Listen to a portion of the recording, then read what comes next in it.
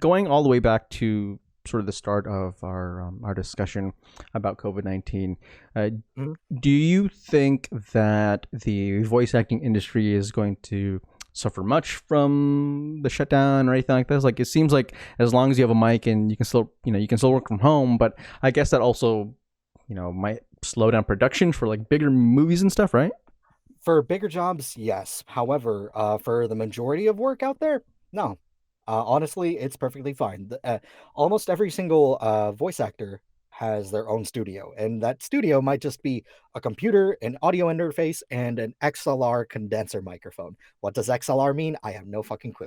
But uh, they treat the room by putting a blanket over their head or pinning blankets to the walls, and or just talking into their closet. And by talking into their closet, I mean pointing the microphone and themselves toward their clothes or anything that has mass, like a bookshelf. That dampens sound too. And that's literally how they record. So, Wow. yeah. I know one girl who has three of these little soundproof things and Mhm. put a small box around her microphone and just talks into that. Oh yeah, yeah, She, yeah. I did the same thing. I actually had a cardboard box, and because I had those panels, but yeah, I didn't command strip them. I just like taped them, and obviously they fell off. yeah. And then I just like made that little box, but then it just kind of got unwieldy. So I'm in this little corner over here. Um, And yeah, that's literally how the person I'm working on one project with. I'm writing I'm writing an audio drama with her. That's how she records. She puts her microphone in a little itty bitty box right on her desk. So yeah, convenient, convenient. yep. Now, most of our discussion, we've been talking about tips and advice for audience who want to get into voice acting. But I'm curious to know about your personal vision for voice acting. Like, what is your ideal next step? Where would you like to go with voice acting, and what opportunities are you looking for? Well, for me, as of right now, I've mostly done a lot of smaller scale things like indie projects in terms of my fun stuff. Mm-hmm. Um, So, as I said, the audiobook I'm doing, I'm also writing an audio drama, which is kind of like a show, but all audio. Mm-hmm. Most of those are podcasts now. And then also a little fun project here and there. But in terms of career-wise, I'm from the classes I've taken, because they're voice acting classes, which we can go over in a second to how to spot a voice acting scam, uh, because there's so many of those. And you won't even realize it until like a year later, which is terrible. Holy crap! Um, yeah, that's long story. Anyway, um, I have the type of voice that would be better for commercial and narration type of jobs, Mm-hmm. just because of how I talk and how I inflect my words naturally. So that Mm-hmm. would most naturally come to me. So I could see myself working a little more freelance toward that. There are freelancer sites like Fiverr and Upwork that you could do that. Like for $5, you could do about 500 words and give out something, Mm-hmm. and then you can dictate the price and how often you work and all that. Freelance through websites and stuff too. So yeah, and they also have classes on most of those sites as well. So yeah, Very cool. Wait, uh, so can you go into the? You said spotting scams. Like, is that super oh, pervasive? it can be mostly because voice acting is especially online voice acting, which don't try and pin yourself into that little cube, otherwise you won't get jobs.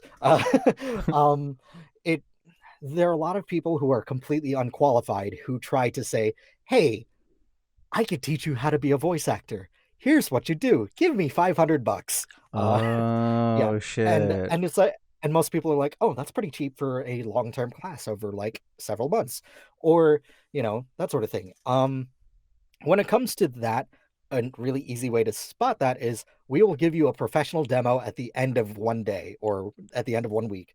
A voiceover demo is kind of like an acting demo. It proves what you can do without having to audition, and it's usually over the course of 1 minute.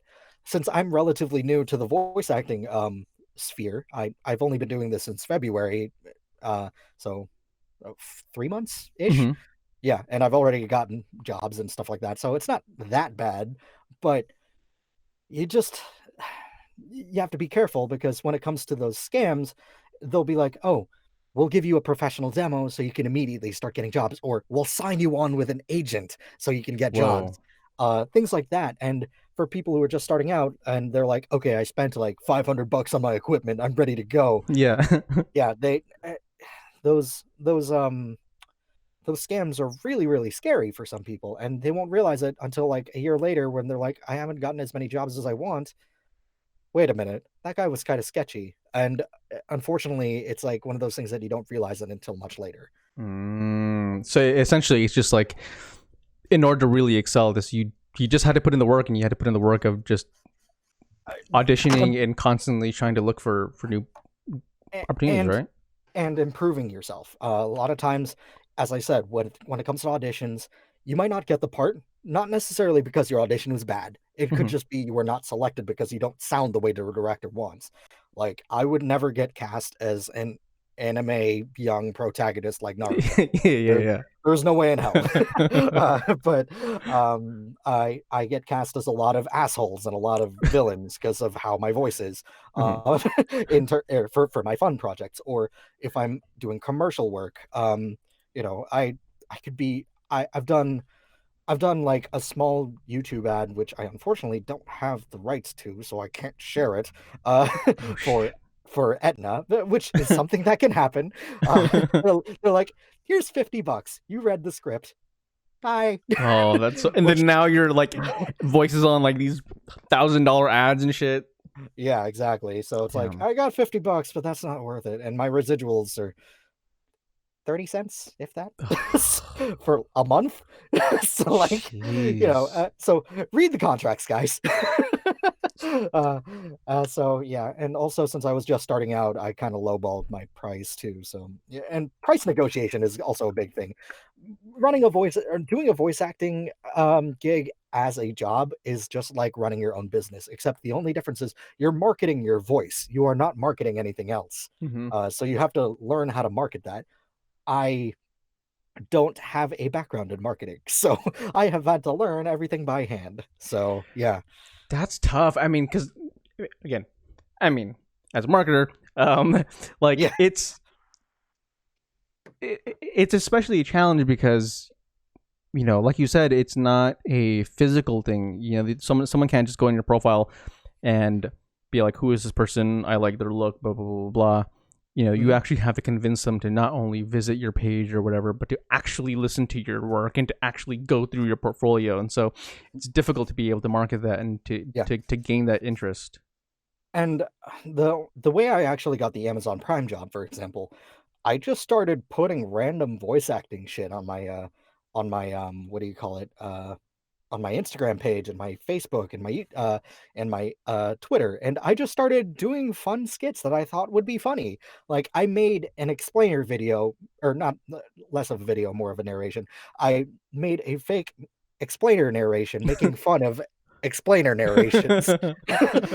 Like really meta things like that, or like the worst ASMR ever, where I'm like, you will get that job perfectly just fine, and you will be the best person possible, and yelling in the middle of it, or other funny things like, hey there, welcome to RJ's barbecue, friends, and doing just funny things like that and make people smile, and it gets you noticed. And doing little fun things like that, or doing fun projects, if you can't feel like you can write, just do fun fan projects. They're unpaid because as fan projects, that's copyright, and you could get You can get under a away with mountain it, of and paper. Yeah, yeah. So if it's a parody or something like that, that's perfectly fine, and you can hone your craft on top of that.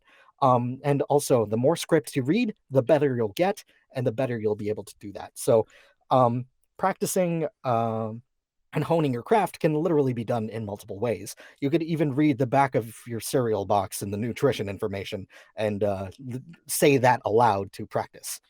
I So, love that, especially that point that you're making about like, if you are unsure of how to start, to just like look at it as an opportunity to kind of goof off, not goof off, but just like do fun projects, and yeah, and sort of just put yourself out there. Because, like you said, it's yeah, like even just like going on a whim and just following these little random creative impulses, like it can get you mhm, noticed. And I think that is, at the end of the day, one of the more important things, especially when it comes to creatives, is just like how do you get people to notice that you even exist? And another thing, like people can say, I don't have any equipment. Well, you have a smartphone and you might have a computer. Hmm. Every smartphone and every computer has an audio recorder. You could literally record yourself reading a script, play it back to yourself, and be like, let's say you're practicing, I don't know, an insurance script or something like that. Like, go ahead, make a wish. Now call your Allstate agent. Uh, you know, and you just listen back to it and try to figure that out. And how would for example, it's part of reading the script and figuring out, okay, what kind of person am I talking to? Who am I trying to communicate with? For Hmm. American Express, maybe if you were doing something for American Express, somebody who's a little more affluent, that way they can get their miles back. Yeah. Maybe if it's Apple, you're trying to be a little bit more trendy, or AT&T, you're just trying to be that normal guy who rips people off because AT&T is trash. It's all about reading the script. Who are you communicating it to, and who are you trying to communicate that to? And you could practice that with literally anything. I did that through my phone for the longest time, just yelling in my car on the way to work. I would just, while I was a stoplight, press the record button, yell at something, press the stop button, and then I would listen to it in my Bluetooth speakers on my way to work. And that's literally how I practiced for years. Um, so yeah, obviously I don't think I'm perfect. I wouldn't even consider myself a professional at this point, mostly because one, a lot of there are some voice actors who are kind of diva-ish, and they're like, "You're not a professional yet." It's like, okay, fine, fine. But it just really depends on putting in the work, putting in the practice, and you kind of have to like what you're doing. You can't just think, oh, I'm gonna be like, I don't know, Matthew Mercer, one of the most prolific voice actors out there, and he doesn't even have to audition for anything. He's so good. Hmm. He's you, you can't exactly expect that out the gate, and a lot of that voice acting the isn't exactly the jobs that are currently out there. So it becomes a balance of also, do I do the fun jobs or do I do the lucrative ones? And so I personally, not everybody does this, but I personally break it down into two ways of thinking. They can insult me financially or they can insult me artistically, but they can't do both. Because I'm I'm writing that audio drama, which is an urban fantasy audio drama, which is literally like, I don't know, think of modern times with elves. And modern times with elves and magic, and then you slap CSI on top of it, and that's what we're writing. Um, you know, so yeah, it's fun, and it's not going to be for everybody, and it's a way for me to practice writing and also sharing a script. Or I can do some of these more lucrative jobs, like you know, like that one I did for Etna, which unfortunately, you know, people probably won't be able to even hear my voice because it sounds really generic, or they're watching a YouTube video and they hit skip immediately. So yeah, it is what it is. Yeah. That's cool. Again, I really appreciate the depth that you've given us in terms of like giving us a look at what the schedule is like and what it takes to Mhm. actually practice and land Yep. gigs. Again, it's been a pleasure to have you on. Before Mhm. we leave, what are you working on and where can we find you, Raf? Well, first you can find me on Facebook, Twitter, and Instagram on Raf Alex VO. It's just Raf Alex VO with an F for Raf. And I'm currently working on, as I said, the Amazon Prime series. Right now, they're still casting and doing some base level animations and stuff like that, so it won't come out till much later this year. It's called Ion Knee.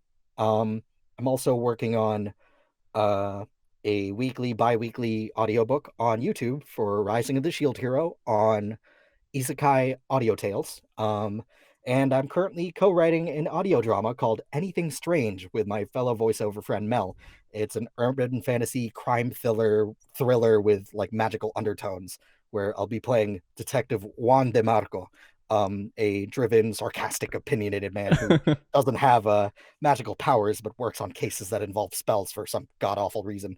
And and also I do a job here and there of narration, telephony, whiteboard videos. I really want to get into e-learning and commercials at some point, but yeah, I'm working on all sorts of stuff. And the fun thing about voice acting is that it's an open schedule, so you could be as busy or as lazy as you want. However, also that happens to be the crutch of it. You could be as busy or as lazy as you want. So yeah. But as I said, yeah, look me up on at Raf Alex VO. I'll be putting up a website pretty soon too, probably today. So yeah. Awesome, man. Well, whenever the Amazon series drops, let me know because I'd love to check it out, dude. I would love to go Yeah. ahead and see your work, and it's always so cool to be able to talk to other creatives of color who are especially busy and they're working on different projects, and you know, seeing other creatives who are working on passion projects is always inspiring, and it's always a pleasure to have you on, man. You're Yeah. always welcome back, and hopefully we'll hear from this series very soon. Yeah, definitely. All right, man. Raf, have a wonderful evening. Yep. All right, Nice. man. Take care. Nice.